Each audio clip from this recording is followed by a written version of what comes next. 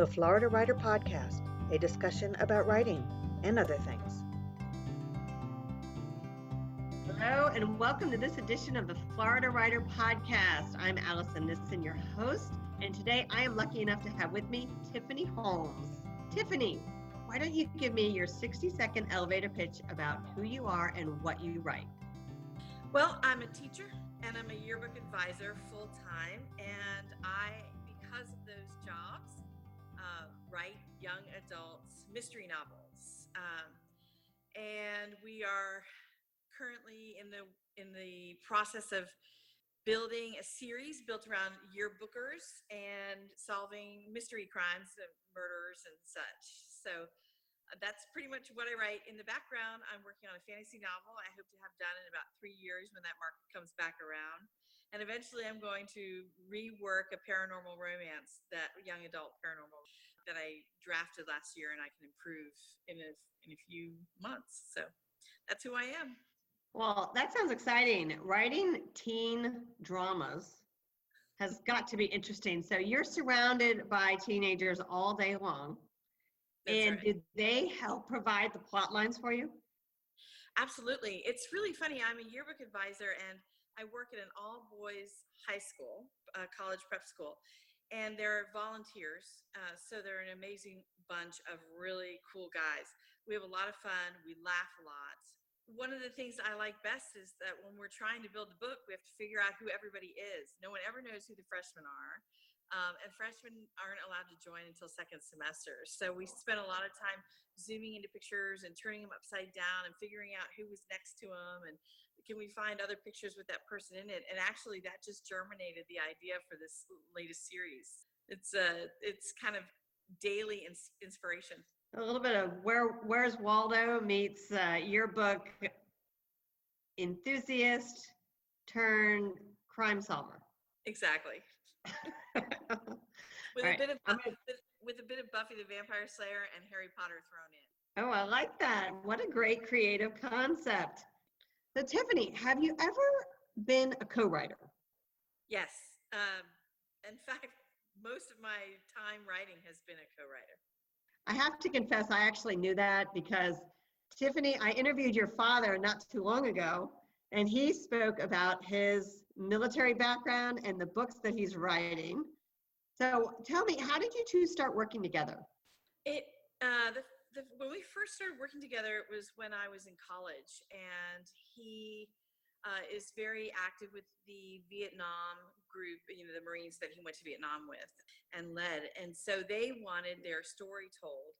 And basically they were looking for someone to write the book. And at the time he wasn't writing, he was actively working as a contractor for the Marine Corps. He asked if I would consider writing their story. That between college and everything else, that process took a long time to get together with the guys, interview them, figure out what was going on.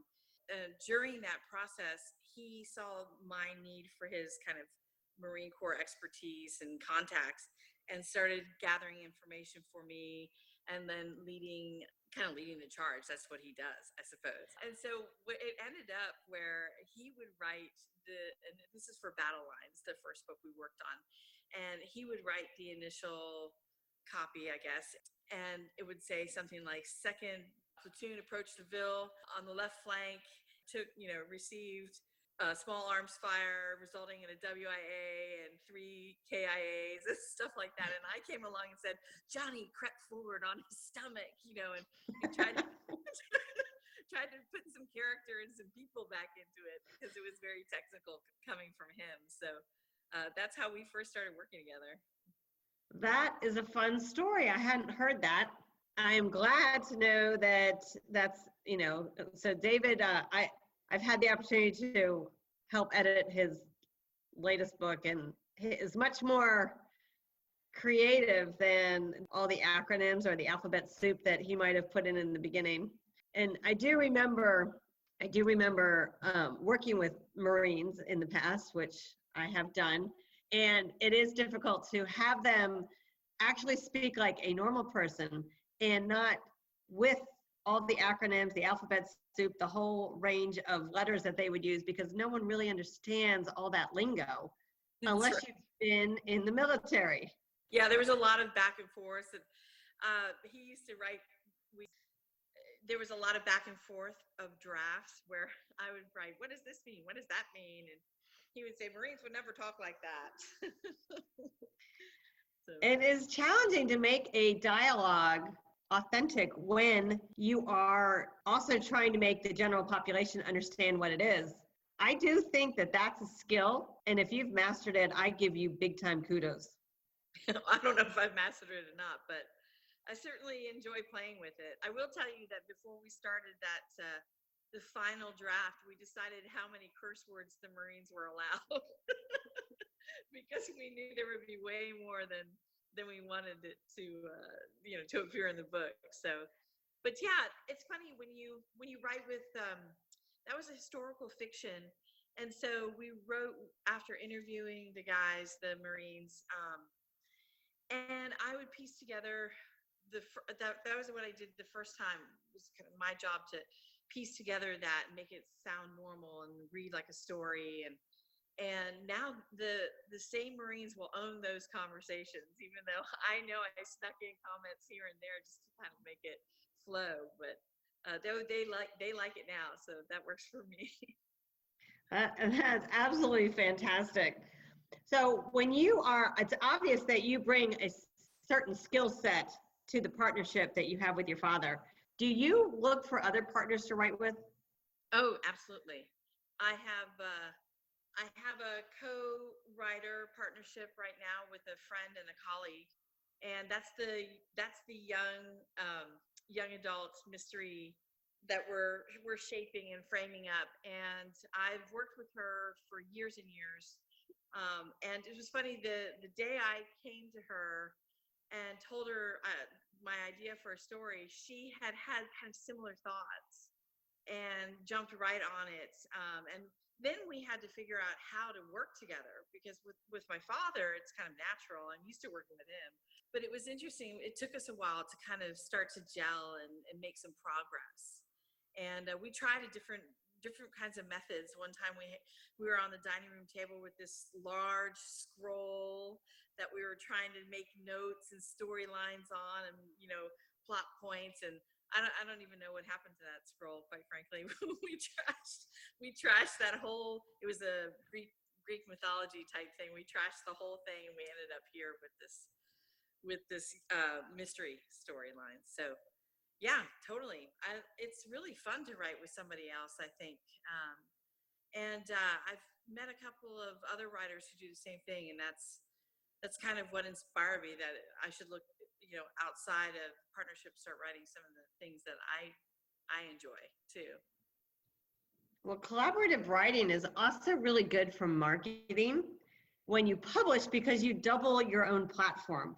You have the platform of your own personal information and your presence, but they also have one too. And that is something that I know publishers and or marketers are often looking at when they are talking with writers, because the bigger your platform, the more potential you have for commercial success. Mm. Well, that's good to know. There you go. Glad I could give you some information. So do you have a private writing space when you're working? Yes, we have. My husband works from home, so we both work in the same room, and basically we are in opposite corners, facing away from each other. And I wear headphones and kind of just escape into that world. I have a very large monitor. It is. I want to say it's like a 40-inch monitor. It's huge. It takes up over half my desk. And I love that thing so much. But what it does is allow me to kind of kick back in my chair, put my feet up. I have one of those remote keyboards, where you can wireless keyboards. And then I can see it from way far away. Yeah, and I also have the side with the window. So I get to look out on the trees and the grass and kind of enjoy the birds flitting by and the nature, because I think for me that's important. I don't need to be in nature to write, but I do need to feel like I'm not staring at a wall the whole time. So, and then and yeah, he's in the other corner. But I like that space. My partner writes in the library. She prefers kind of being surrounded by books. And so that's a good space for her. They have some private rooms there, and that's where she writes. So going back to your partnership, do you each go off and write a certain section? Or do you actually sit together and talk it through as you're writing? Well, we spend a lot of time. Actually, she's one of my closest friends here, so we spend a lot of time together. We work out together, and that's when we do a lot of our story planning. So we walk the track together, and then we have this pool that has like a lazy river. It's at our local rec center. And so we go the opposite direction. That's hard work, but we go the opposite direction, and we talk the whole time about our characters and what we want and what's happening to them and what should happen. And so, so we actually do a lot of planning, talking, and agreeing, and then we go off separately and write. And generally, we just kind of pick up where the other person has left off. It's been working for us so far. I want to have a good picture in my mind. You write one scene and then she picks up and writes the next scene, or do you write the dialogue and she writes the imagery, or is it's something different? We have we write a scene by scene, so there's no particular job. She was bogged down a lot this year with her daughter's going to college in the United Kingdom, and her son is a teenage boy. So anyway, I spent a lot of time I wrote the whole synopsis out, and then I got us started, chapter 1, and just started from there. And then I ran into parts where I wanted to stop and talk to her. I made the first Pinterest board for us, and I pulled in characters I was envisioning, and I gave her, my Pinterest board, and she was right on target. She liked the same people I picked, because I like to write from models, because I found that when I tried to write by myself a long time ago, before I kind of became a professional, I would change eye colors and and hairstyles and stuff. So now I get a picture of somebody and I kind of stick with that. But so then we have kind of carte blanche to rewrite little tidbits over each other. And if it's anything big, then we get back together and we talk about it. I see her almost every day anyway, so there's a lot of collaboration because of that. Like even tomorrow we work together, so we're going to work and then we're going to lunch and then we're going back to work. So lunch will be where we talk about the story and what's happening in it. So yeah, but I know some co-writers do. They have specific jobs or they take certain chapters. We just haven't hit that plateau yet where we feel the need to differentiate who's doing what. My skill set, I think what I bring to it, which is where she has maybe not a deficit, but just not as strong motivation, is that I will get it done. So I can hit a deadline, and I got us started physically writing. I put words on the page knowing it would motivate her to then come on and probably fix what I wrote and then move on. But so I do all the collecting of the pictures, and I did the drafting of our nutshell at first, and then our synopsis and so forth. And then I push. And so that's kind of my particular skill set in this partnership, I think. And have you created I can't think of how to word this, a safe word where, you're encroaching on my ego and I don't know that I can handle it as much? I don't know about a safe word, but I have no problem saying that to her, and I think she's pretty good saying something like that to me. We also publish a yearbook together, so we've had those moments where we've literally said, okay, we have to finish this book without either of our feelings being involved. How are we going to figure that out? Now in the yearbook, we have very different jobs. She's in charge of one whole section, like the senior ads, but that involves talking to a lot of parents and stuff. And I run the organization the other way. So very different kind of partnership. But no, I think she just loves my ideas, and I love her refinement of those ideas. And so we do pretty well. Sounds like you don't need cat claws. Now, I'll tell you something. With my dad, I definitely have a safe word. more like a safe sentence. I think I'm just too sensitive for you. And then he says, what did I do wrong? Early on as a teenager, but it still works when we write. I love that. I love that. Oh my goodness. All right, Tiffany, we are going to segue now into our rapid fire questions. Are you ready? Okay, I'm ready. Do you have any friends taller than 6'4"? Yes. That's a quick answer. Multiple? How tall is your husband? He's pretty tall. 6'5" is my husband, and I have multiple friends. I grew up with neighbors from Holland, and my good friend Anouk is 6'6". So her brother 6'5", Arnout. So that's pretty tall, and yeah. I'm not. So hey, good power to him. I want a full answer for this one. Okay. Are dogs people? Dogs are people. In fact, I call them people. Sometimes I'll say, hey, your people are barking, go let them in. And the dogs in my world kind of run the show. They rule the world, and we just kind of run around after them, trying to figure out how to fit into the pack. But yes, I think dogs are people, definitely. And my final question, have you ever seen a kangaroo in person? No. I wish I had.